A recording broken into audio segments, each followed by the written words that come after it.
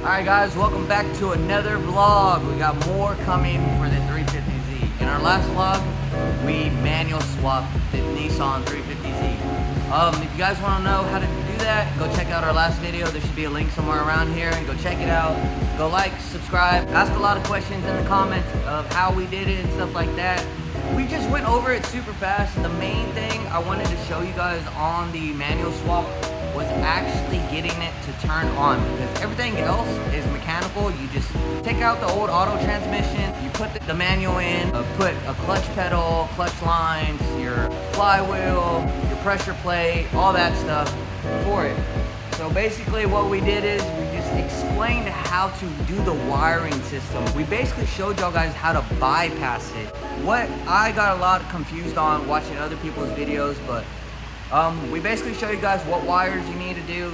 I only did it for 4.5 and up. For 2003s and 2004s, there's a different way, but also if you have a 2003 to 2004, you can also wire it from the IPDM to your neutral safety switch on the clutch. That way you're just pushing in the clutch and turning the car on. The way we did it is just turning it on.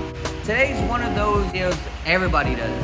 We're putting coilovers on the Nissan 350Z. Yesterday, I went to Corpus Christi, which is in Texas. I picked up some BCs for $500, which is a fucking steal for BCs because they're about $1,300, anywhere from $11 to $1,300. So today we're gonna be lowering the 350Z. We're gonna slam it and make it look way better. So I hope you guys enjoyed today's vlog. This is our second time doing a coilover installation. We did it on the on Heaven Z, and we'll be doing it on our Z. Who doesn't like coilover installations? I think they're cool. I think it's a fun job to do, super easy, anybody can do it. Let's get today started. First, let's jack up the 350Z. Just like that, 350Z is on jack. All right, let's go check out the BCs. Yes, they're kind of rough, but for $500, and just for $500, dude, I got a pair of BCs. I mean, you can't really beat that. Yes, I could have got brand new ones, but we need them now. We have BC coilovers. We'll start measuring all the heights on all these coilovers, and then we'll start taking all these. Oh, the wheels are still on. That's a problem. Just like that, all 4 wheels are off. So we're probably going to start with the hardest part, which are going to be the fronts, because what I like to do is you're going to have to break this bolt right here, and then you're going to have to use a special tool. I have to look for that damn tool. Basically, it's like a clamp, and it pops it out. When you use that tool, be very careful because it could just shoot out. So that's what we're going to do. Once this bolt and control arm is off, then we can start taking the bolts off from right there and the bolts that are under the hood. So this is pretty much all you need to do the front. You'll need a impact with a 17, a hammer. This tool will help you take the joint out of the spindle, and then a 17 wrench, a dike to take the cotter pin out, and that's pretty much it. For the top, if you have a brace, it's gonna be a little tricky because sometimes these braces, they get stuck. But I think these are 13s or 14s. Let me check. So they'll be 14s, and that's pretty much all you need to do the fronts. Once we get to the rears, I'll tell you what you need in the rear. So let's get it started already.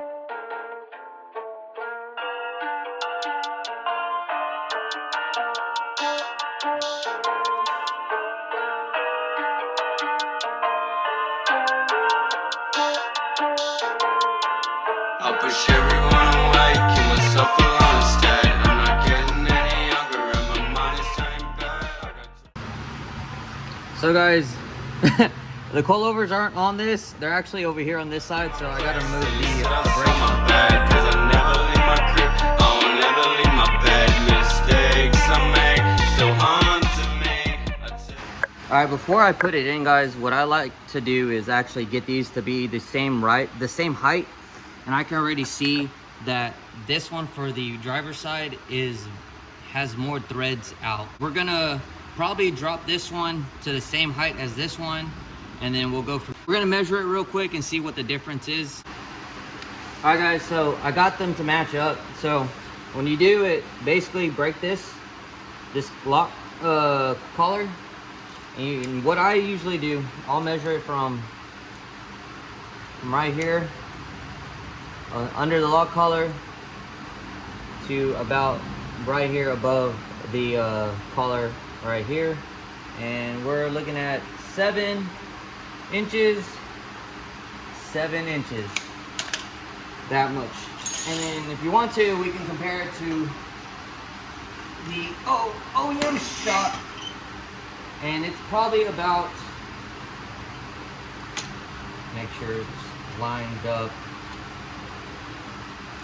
a good amount. Probably do it from right here to the top hat. We're like 1.5 inches lower, about. So that's what I did. We'll do it to the rears. We'll try to do 1 inch. We'll do 7. We'll line them up all. Actually, I should do that right now. All right, let's get these coils in.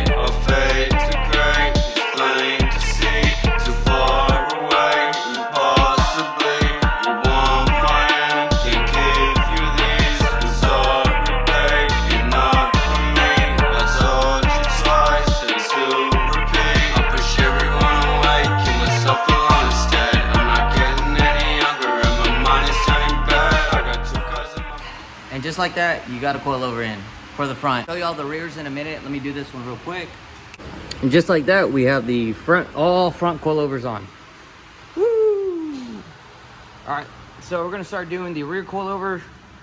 Well, I don't know if I said this in the beginning, I don't remember. But these are not a true coilover because we're still using the buckets. The true coilover will actually have springs. We'll actually have a spring on it. We'll probably, later on, we'll get them. But this is just for right now. You have a spring right here, and that's pretty much it. And then you can adjust it like that too. But we can also adjust it from here as well. So we're gonna have to, for the rears, we're gonna have to mess with it because the rears probably won't line up with the fronts. So whenever we let it down and stuff, we'll start adjusting and playing with the suspension and see how it goes. But usually what you're going to need is 17, 18. That's pretty much it. 17, 18, and then the 2 up there that holds the shut-ins are 12s. If you want, you can mark a line on the eccentric, which is back there, which I did have a line just to mark it so I can put it back in place. Still gonna have to get in alignment, but it's just to do it.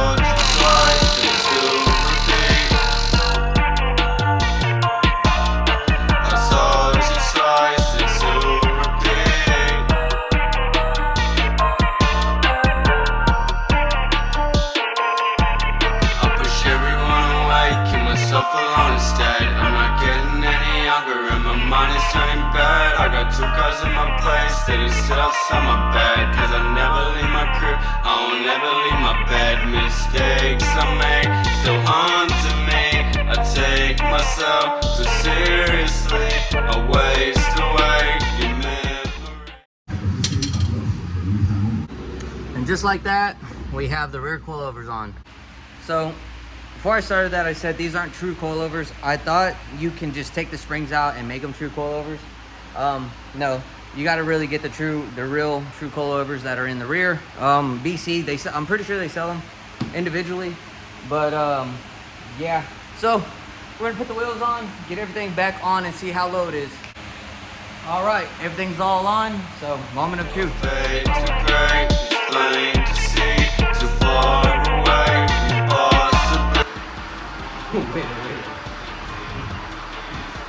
me redo that.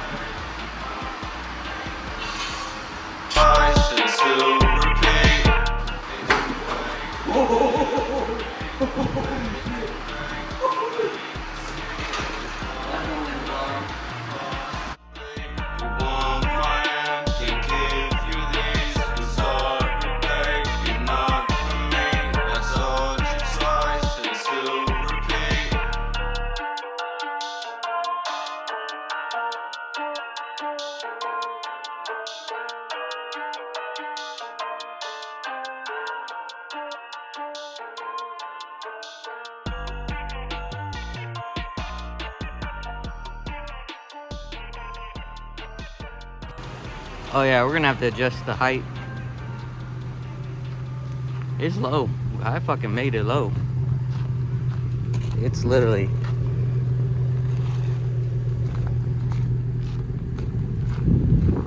This one's sunken in bad. I don't know if it's because of the arms or what. But that thing is in.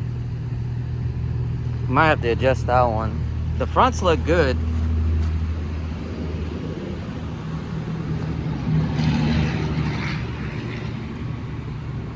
So guys, and that's how you do a coilover install on your Nissan 350Z. Don't forget to like, comment, and subscribe, and I'll see you guys on the next vlog coming out soon.